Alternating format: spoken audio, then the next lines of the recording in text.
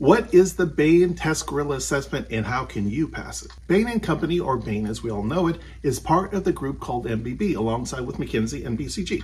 They are considered the top 3 consulting firms in the world. Out of the 3, Bain is the youngest and smallest, having been founded in 1973 by former BCG partners, including Bill Bain. Currently has 19,000 employees in 65 offices worldwide. Bain has 2 paths for applying. The first, as a student, whether for an internship or full-time role, apply by submitting your resume and cover letter and your academic transcripts to an online portal, whether through your career services portal like Handshake or directly on the Bain site. If you're out of school, you will apply directly to the Bain online portal with your resume and cover letter. No need for academic transcripts unless Bain requests it for verification later. After your application is submitted, if you're in Bain's hiring season, then you can expect to hear back within about 2 weeks. MCO's founder Davis heard back in as little as 1 week. After the Bain recruiting team reviews your application, if it's a yes from the team, then you might be invited to take the online assessment, depending on the role and location you're applying to. Like the name implies, the online assessment is an online test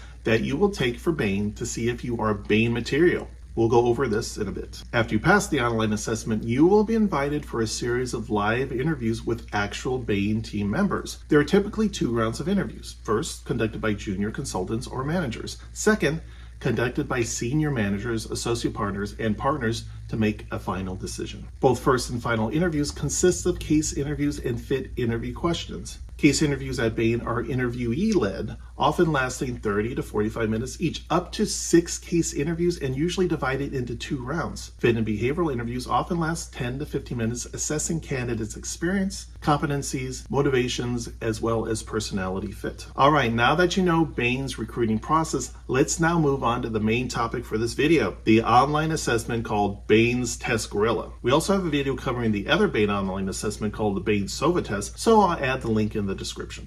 Okay, so Bain's TestGorilla Assessment. This is actually Bain's new evaluation designed to assess candidates' cognitive abilities and business acumen. It's part of the screening process to identify candidates who have the analytical aptitude, critical thinking skills, and strategic mindset necessary to excel in the consulting world. Like any other online assessment or assessments in general, its aim is to filter out candidates who may lack the necessary skills or qualities before they reach the interview stage, which helps make the recruitment process more efficient. The TestGorilla Bain assessment comprises a series of timed exercises and tasks, each tailored to assess different aspects of a candidate's capabilities. Candidates will face 4 tests, each 8 to 15 minutes in length, in a digital format similar to the GMAT. While specifics may vary, candidates can expect the following sections: numerical reasoning, logical reasoning, verbal reasoning, business acumen. Right now, as of this recording, it's unclear which offices consistently use the TestGorilla Bain assessment. However, some European offices, such as the Amsterdam office, have recently tested it.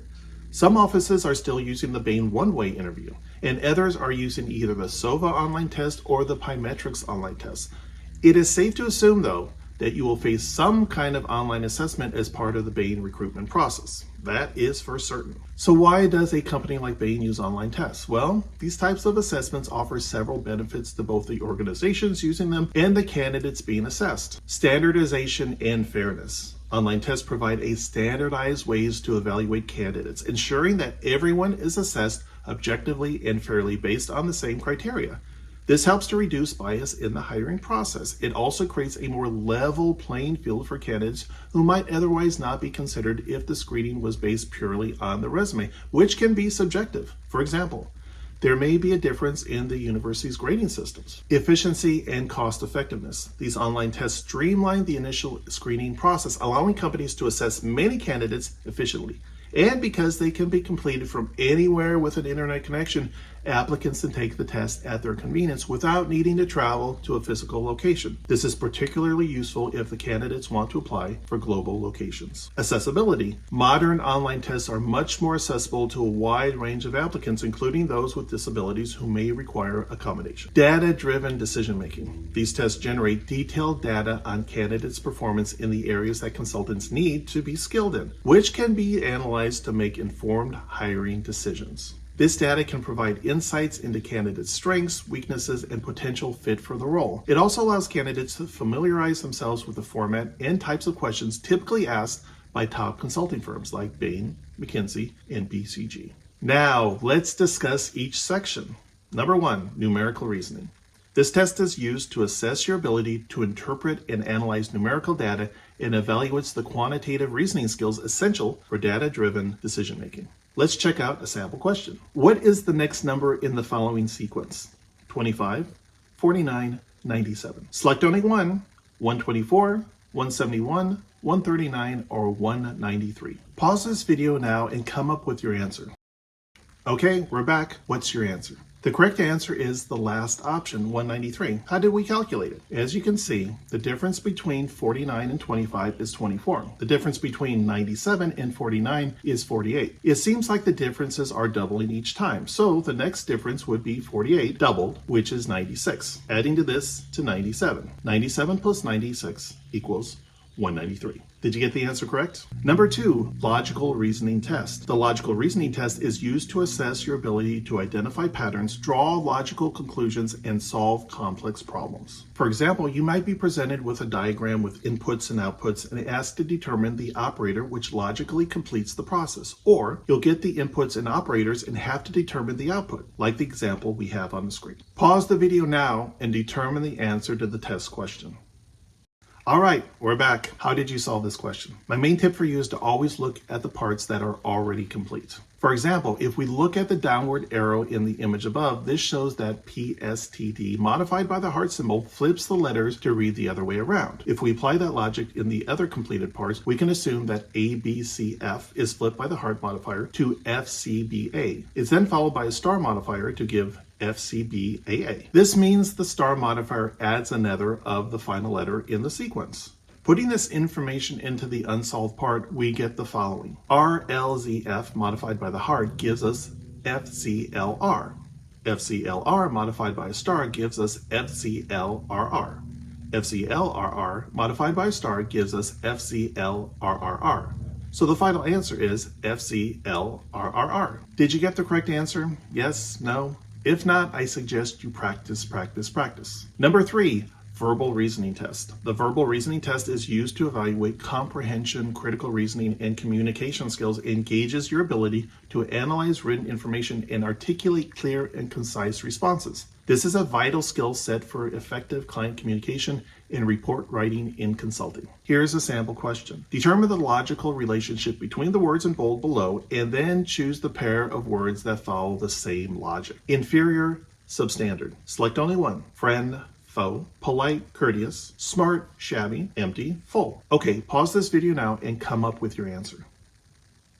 Welcome back. What's the correct answer? The correct choice is the second one, polite with courteous. These words are synonyms, as are inferior and substandards. The relationship between polite and courteous mirrors that of inferior and substandard, as both pairs share similar meanings. The words inferior and substandards are synonymous, both conveying a meaning of being below an acceptable quality. Following this logic of synonymy, the pair polite and courteous is also appropriate. These words share a similar meaning, indicating the act of showing consideration and good manners. Number 4, business acumen. The business acumen test requires candidates to select the best next step from options presented based on many cases with a brief description of the client's problem. This is a sample question from TestGorilla's site under business judgment test. Take your time to read and understand the scenario.